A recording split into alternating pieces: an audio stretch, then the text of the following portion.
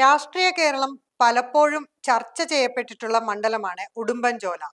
മണ്ഡലത്തിൽ ഏറെ സ്വാധീനമുള്ളതും വിവാദങ്ങൾ നിറഞ്ഞതുമായ വ്യക്തിത്വമാണ് എം മണിയുടേത്. മണിയുടെ പേരിനൊപ്പമാണ് ഉടുമ്പൻചോല അറിയപ്പെടുന്നത്. 2011 തിരഞ്ഞെടുപ്പിൽ കെ ജയചന്ദ്രനായിരുന്നു ഉടുമ്പൻചോലയിൽ LDF സ്ഥാനാർത്ഥിയായി മത്സരിച്ചത്. 9833 വോട്ടിന്റെ ഭൂരിപക്ഷത്തിനായിരുന്നു ജയചന്ദ്രൻ വിജയിച്ചത്. 2016 മണി LDF സ്ഥാനാർത്ഥിയായി. 1109 വോട്ടുകൾക്കായിരുന്നു മണി അന്ന് വിജയിച്ചത്. എന്നാൽ 2021 തിരഞ്ഞെടുപ്പിൽ മണി വിജയിച്ചതാകട്ടെ 38,305 വോട്ടുകളുടെ വൻ ഭൂരിപക്ഷത്തിലും. 77,381 വോട്ടുകളാണ് മണി നേടിയത്. കോൺഗ്രസിലെ EM അഗസ്തിക്ക് 39,076 വോട്ടുകൾ ലഭിച്ചു. BDJS സ്ഥാനാർത്ഥി സന്തോഷ് മാധവൻ 7,208 വോട്ടുകളും നേടി. സിറ്റിംഗ് MLA മണി ഇത്തവണ മത്സരിക്കാനില്ലാത്തതിനാലാണ് 10 വർഷത്തിന് ശേഷം കെ ജയചന്ദ്രൻ വീണ്ടും ഉടുമ്പൻചോലയിലേക്ക് എത്തിയത്.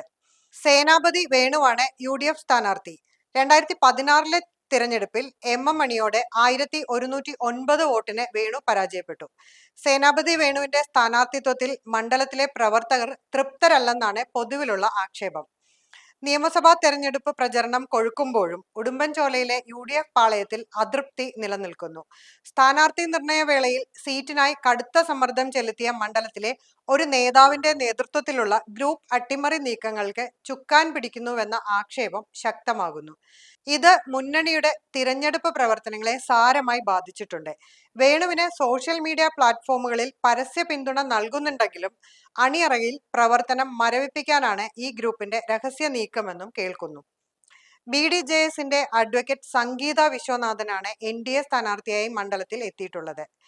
പ്രത്യയശാസ്ത്രപരമായ സൂക്ഷ്മതകളെക്കാൾ വ്യക്തിപ്രഭാവത്തിനും അധികാര കേന്ദ്രങ്ങളുമായി വിലപേശാനുള്ള കഴിവിനുമാണ് ഉടുമ്പൻചോലയിലെ വോട്ടർമാർ വില നൽകുന്നത്. ഇവിടുത്തെ ഇടതുപക്ഷ ആധിപത്യം കേവലം പ്രത്യയശാസ്ത്രപരമായ ഒന്നല്ല, ഇത് സംഘടനാപരവും സാംസ്കാരികവുമാണ്. ക്ഷേമ പദ്ധതികൾ എത്തിക്കുന്നതിലും തൊഴിൽ തർക്കങ്ങളിൽ ഇടപെടുന്നതിലും തോട്ടം തൊഴിലാളികൾക്കിടയിൽ വിശ്വസ്തത വളർത്തുന്നതിലും ഇടതുപക്ഷം വിജയിച്ചു. എന്നാൽ കോൺഗ്രസിന് തങ്ങളുടെ പ്രാതിനിധ്യം തെളിയിക്കാൻ ഇതുവരെയും കഴിഞ്ഞിട്ടില്ല. തേയിലത്തോട്ടങ്ങൾ, തൊഴിലാളി ലയങ്ങൾ എന്നിവ ദൈനംദിന ജീവിതത്തിന്റെ ഭാഗമാണ്. അതുകൊണ്ട് തന്നെ ഭരണകൂട സംവിധാനങ്ങളോടും തോട്ടം ഉടമകളോടും ശക്തമായി സംസാരിക്കാൻ കഴിയുന്ന ഉറച്ച നിലപാടുള്ള നേതൃത്വത്തെയാണ് ഇവിടുത്തെ ജനങ്ങൾ ആഗ്രഹിക്കുന്നത്. കർക്കശമായ തീരുമാനങ്ങളാണ് ഉടുമ്പൻചോലയ്ക്ക് ആവശ്യം.